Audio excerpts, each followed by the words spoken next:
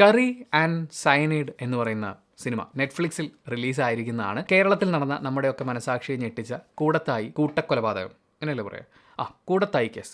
അപ്പോൾ ആ കേസിനെ നമ്മുടെ മുന്നിലേക്ക് എത്തിക്കുകയാണ്, അല്ലെങ്കിൽ ഒരിക്കൽ കൂടി ഓർമ്മിപ്പിക്കുകയാണ് ഈ സിനിമയിലൂടെ. സിനിമ കണ്ടു കഴിഞ്ഞപ്പോൾ എൻ്റെ മനസ്സിലൂടെ പോയ കുറേ ചിന്തകളുണ്ട്. അതിൽ ഏറ്റവും പ്രധാനപ്പെട്ട ഒന്ന്, നമ്മൾ മറ്റുള്ള ആളുകളെ ജഡ്ജ് ചെയ്യുന്ന രീതിയാണ്, പ്രത്യേകിച്ചും മലയാളികൾ. ചില കാര്യങ്ങൾ ചില ആൾക്കാരിലുണ്ടെങ്കിൽ അവർ ചില രീതിയിൽ പെരുമാറുകയാണെങ്കിൽ അവർ നല്ല മനുഷ്യരാണെന്നേ, അവരിൽ നമ്മൾ അങ്ങനെ ഒന്നും സംശയിക്കേണ്ട കാര്യമില്ല എന്ന് നമ്മൾ വിചാരിക്കില്ലേ? ഇപ്പോൾ വിദ്യാഭ്യാസമുള്ള ഒരാൾ എന്ന് പറഞ്ഞാൽ നമുക്ക് അപ്പോൾ ഒരു 2 കിലോ ബഹുമാനം കൂടുതൽ കൊടുക്കാൻ തോന്നും. വിവാഹം കഴിഞ്ഞ ഒരാൾ എന്ന് പറയുമ്പോൾ, ചില പെർട്ടിക്കുലർ ജോലി ചെയ്യുന്ന ആളുകളാണെന്ന് പറയുമ്പോൾ നമ്മളിങ്ങനെ ഉള്ളിൽ നിന്ന് എടുത്തങ്ങ് കൊടുക്കും. ശരിക്കും മറ്റെല്ലാവരെയും കാണുന്നത് പോലെ, ചിന്തിക്കുന്നത് പോലെ, അവരോടൊക്കെ പെരുമാറുന്ന പോലെ തന്നെ ഇവരോടും പെരുമാറിയാൽ മതി.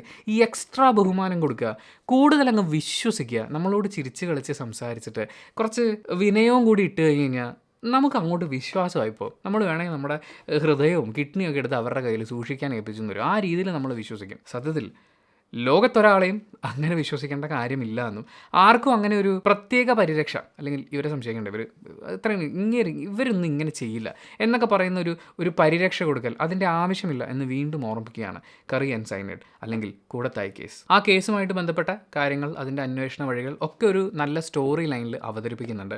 അതിൽ റിലേറ്റീവ്സ് വന്നിരുന്ന് അവരുടെ അനുഭവങ്ങൾ പറയുന്നതാണെങ്കിലും, പോലീസ് അന്വേഷണത്തിൻ്റെ കാര്യങ്ങൾ ഉൾപ്പെടുത്തുമ്പോഴാണെങ്കിലും, വക്കീലിൻ്റെ ഭാഗത്തു നിന്നുള്ള കാര്യങ്ങളൊക്കെ ആണെങ്കിലും, അതിനെ ഒരു 360 പാക്കേജിൽ നമ്മുടെ മുന്നിലേക്ക് അവതരിപ്പിക്കാൻ ഈ സിനിമയ്ക്ക് സാധിക്കുന്നുണ്ട്. പക്ഷേ ആ സമയത്ത് മലയാളത്തിലെ പ്രമുഖ മാധ്യമങ്ങളിൽ വന്ന പൊടിപ്പും തൊങ്ങലും വെച്ചതും വെക്കാത്തതുമായ പല കഥകളും വായിച്ചിട്ടുള്ള, ഡെയിലി ഒരുപാട് സാധനങ്ങൾ വരുന്നുണ്ടായിരുന്നു. അപ്പോൾ അതൊക്കെ വായിച്ചിട്ടുള്ള ആൾക്കാരെ സംബന്ധിച്ച് ഈ സിനിമ കാണുമ്പോൾ അത്രയ്ക്ക് അങ്ങോട്ട്, അതായത് അതൊക്കെ നിങ്ങൾക്ക് ഓർമ്മയുണ്ടെങ്കിൽ, അന്ന് വായിച്ച ആ കഥകളൊക്കെ ഓർമ്മയുണ്ടെങ്കിൽ ഇത് നിങ്ങൾക്ക് അത്ര ഭയങ്കര ഒരു എഫക്റ്റായിട്ട് ഫീൽ ചെയ്യില്ല. എന്നെ സംബന്ധിച്ച് അതിൻ്റെയൊക്കെ ഒരു ഓർമ്മപ്പെടുത്തൽ എന്നുള്ളതിനപ്പുറത്തേക്ക് നമ്മൾ ഈ പറയുന്ന ആ ഒരു പഞ്ചുണ്ടല്ലോ.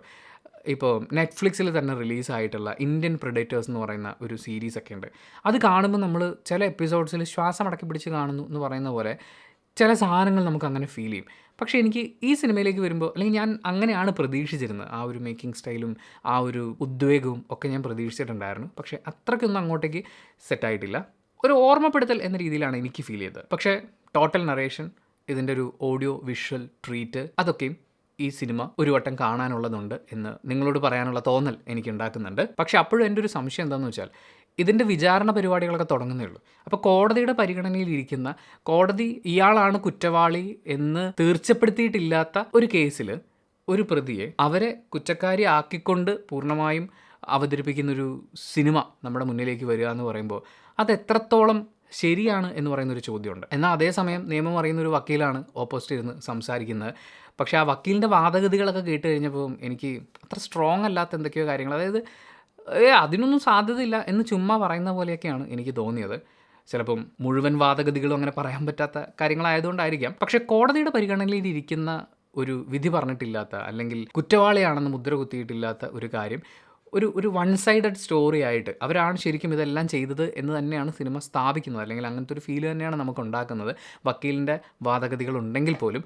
അപ്പോൾ അത് എത്രത്തോളം ശരിയാണ് എന്ന് പറയുന്നൊരു ചോദ്യം എനിക്കുണ്ട്. കാരണം കോടതിയാണ് ഒരാൾ തെറ്റുകാരനാണോ അല്ലയോ എന്നുള്ളതിൻ്റെ അവസാന വാക്ക്. എന്തായാലും ഈ സിനിമ കാണുമ്പോൾ കൂടത്തായി സംഭവങ്ങളും ജോളിയും ഒക്കെ നമ്മുടെ മുന്നിലേക്ക് വരുമ്പോൾ ചിരിച്ച് കാണിക്കുന്നവരെ, സ്നേഹം നടിച്ച് നമ്മുടെ ചുറ്റും നിൽക്കുന്ന ആളുകളെ എല്ലാവരെയും കണ്ണുടച്ചങ്ങ് വിശ്വസിച്ചേക്കല്ലേ എന്ന് പറയുന്ന ഒരു ഓർമ്മപ്പെടുത്തൽ സിനിമ തരുന്നുണ്ട്.